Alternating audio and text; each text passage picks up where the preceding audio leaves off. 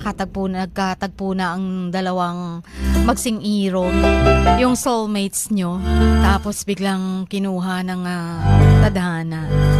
Talagang hindi kayo meant to be dahil ba tadhana na yung umiksena, dalawang pusong gusto ng magkatapatan ng feelings nila sa isa't isa after all these years.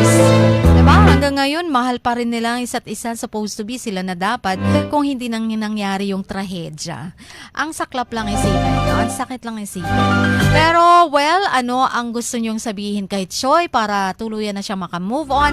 Dahil kung hindi lang naman daw siya, wag na lang. Diba? Na mahal nila ang isa't isa.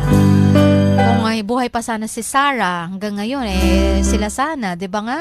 Dahil nagkatagpo sila parang sa umpisa, sinuppress pa na yung mga feelings for each other.